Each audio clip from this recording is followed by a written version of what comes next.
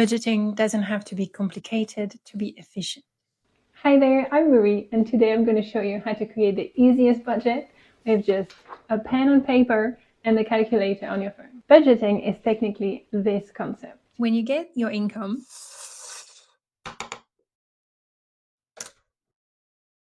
sorry about that. When you get your income that you definitely gain legally, you allocate all of it to your bills and subscriptions. For example, your rent, internet bill, or Netflix subscription. Your debt, like a student loan, a car payment, or some credit card debt. Your variable expenses, like your groceries or takeouts. And your savings and investments, for example, an emergency fund, your retirement, or a holiday fund. So that in the end, you know where all of your money is going and every dollar has a job to do. And this is what it looks like concretely on paper for you.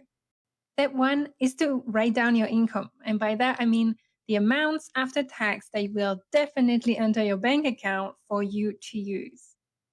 Then you can calculate the total that you will get for the month. Step 2 is to list all of your recurring bills and subscriptions. That means all of the expenses that you usually pay on a set date each week or each month or each year, and write the amounts next to them. I will put on screen a list of bills and subscription examples, as it can be hard to remember everything on the spot.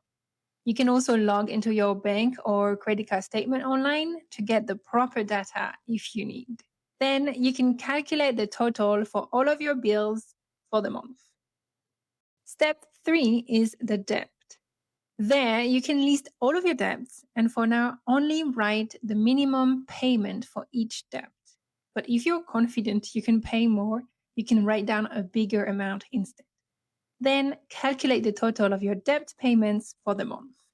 Step 4 is the variable expenses. These are the expenses that change each month and usually don't have a set date, like the groceries, takeaways, and clothes. Here is a list of variable expenses examples. You can pause the video and take some inspiration if you need.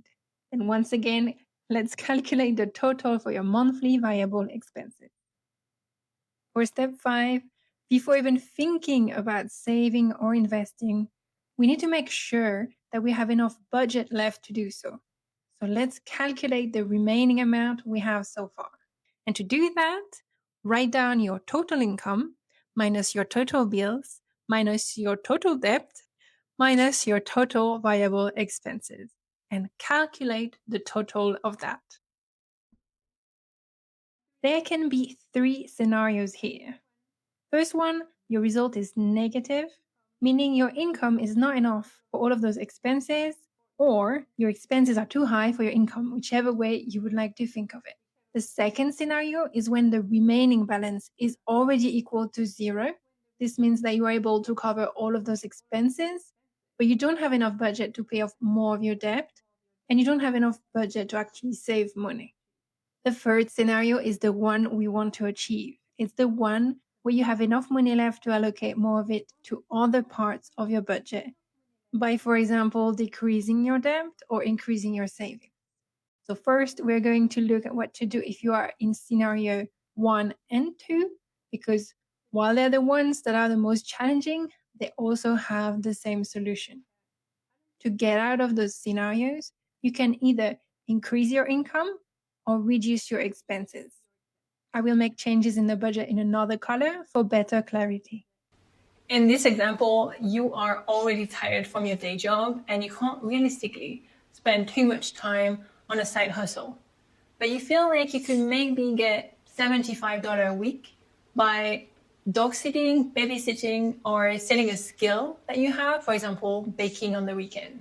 So that would mean $300 extra for the month. And now you can calculate the new income total. Now let's look at the bills and see if we can lower or take off some of them. So I can't tell you what to take out because for some people, a gym membership is unnecessary. You can do sports at home. But if for you, it's the one thing during the week that brings you joy, you might want to keep it and focus on taking out other things that are less important to you and only to you. In this example, You could find an internet and phone provider that would be cheaper.